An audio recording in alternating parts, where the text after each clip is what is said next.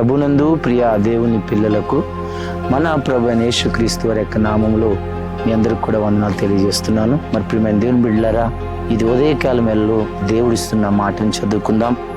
Ruth గ్రంథము 2:12 చదువుకుందాం. యెహోవా నీవు చేసిన దానికి ప్రతిఫలం ఇచ్చును అని ఉదయకాలం వేళలో మాట్లాడుతున్నాడు. యెహోవా నీవు చేసిన దానికి ప్రతిఫలం ఇచ్చును అని ఉదయకాలం వేళలో రూతు గ్రంథం నుంచి మనం చదువుకుని ఉన్నాం. దేవుడు ప్రతిఫలం ఇచ్చే దేవుడై ఉన్నాడు. దేవుడు అడిగిన దాన్ని ఇచ్చే దేవుడై ఉన్నాడు. ఆశీర్వాదాన్ని దేవుడు మనకు అనుగ్రహించేవాడై ఉన్నాడు.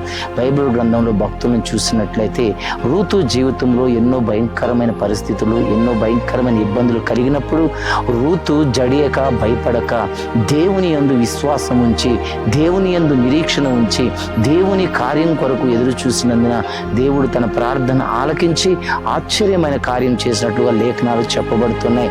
రూతు చేసిన ప్రార్థన బట్టి దేవుడు రూతు జీవితాన్ని ఎండిపోయిందనుకున్న స్థితిలో, ఇంకా క్లోజ్ అయిపోయిందనుకున్న పరిస్థితుల్లో రూతుని దేవుడు హెచ్చించాడు. ఎందుకు ఈ మాటని ఉదయకాలం వేళలో మీకు తెలియచేస్తున్నామంటే, మన జీవితంలో ఎదురవుతున్న ప్రతి సమస్యను బట్టి, ప్రతి ఇబ్బందిని బట్టి, ఇరుకును బట్టి, వ్యాధిని బట్టి, ఉన్న పరిస్థితులను బట్టి నువ్వు భయపడుతూ ఆందోళన చెందుతూ ఉన్నావేమో. నీవు ప్రార్థన చేయగలిగితే నీ ప్రార్థన ప్రతిఫలం ఏంటి అంటే, ప్రియమైన దేవుని బిడ్డలారా, నువ్వు అడిగింది దేవుడు నీకు అనుగ్రహిస్తాడు. ఋతు జీవితంలో కూడా అంతా మూడుబారిపోయింది. ఇక నా జీవితం ఇంతే అనుకున్న పరిస్థితిలో దేవుని వైపు చేతులెత్తి ప్రార్థించినప్పుడు ఆ దేవుడే తనకు అద్భుతాలు చేశాడు.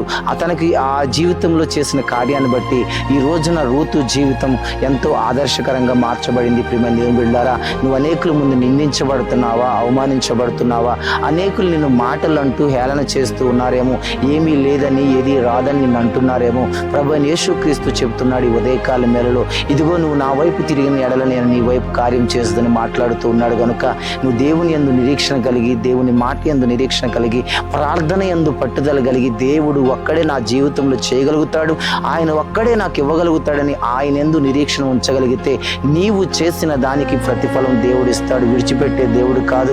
మనల్ని కన్న తల్లిదండ్రులైన మనల్ని మర్చిపోతారేమో, కానీ దేవుడు మాత్రం మనల్ని విడువడు, ఎడబాయడు. గనుక ఆయన మాట చొప్పున నడవగలిగితే, రూతు వలె పట్టుదల కలిగి ప్రార్థన చేయగలిగితే, దేవుడు ఇచ్చేంత వరకు ఎదురు చూడగలిగితే, తన జీవితంలో చేసిన ఆశ్చర్యమైన కార్యమే నీ జీవితంలో కూడా దేవుడు చేయనుగాక. కళ్ళు మూసుకుందాం, ప్రార్థన చేసుకుందాం. మహాపరిశుద్ధమైన తండ్రి, ప్రేమ కలిగిన వాడ గొప్ప దేవుడని స్తోత్రాలు. నీవు చేసిన దానికి నీకు ప్రతిఫలం వచ్చునని మీరు రూతుతో చెప్పిన మాట ఏదైతే ఉందో ప్రభువా, ఈ ఉదయకాలం వేళలో ప్రభు నీ బిడ్డలు నాయన ఇదిగో నీ వైపు చేతులెత్తి ప్రార్థిస్తూ ఉండగా వారికి ప్రతిఫలమును దయచేయమని, ఆశ్చర్యమైన కార్యాలు, అద్భుతమైన కార్యము జరిగించమని, ఓడిపోయిన చోట నీ బిడ్డలను గెలిపించమని, పడిపోయిన చోట లేవనెత్తమని, కుంగిపోయిన చోటే దీవించమని ప్రార్థిస్తూ ఉండగా ప్రభువా, నీ బిడ్డలు చదువుతున్న బిడ్డలు, ఉద్యోగాలు చేస్తున్న బిడ్డలు, వ్యాపారాలు చేస్తున్న బిడ్డలకి మీరు నిశ్చయముతోడే ప్రతి ఫలములు దయచేయమని నజరేయుడైన యేసుక్రీస్తు నామములో ప్రార్థించు దైవదీయంలో ప్రకటిస్తూ ఉండగా ఈ రోజు పెళ్లి రోజు, పుట్టినరోజు ప్రతి కుటుంబ సభ్యులకు మీ దీవెనలు నిండుగా కలగచేయమని యేసు నామములో అడుగుచున్నాము తండ్రి. ఆమేన్, ఆమేన్, ఆమేన్. దేవుడు మీ ప్రార్థనకి ప్రతిఫలం ఇచ్చును గాక.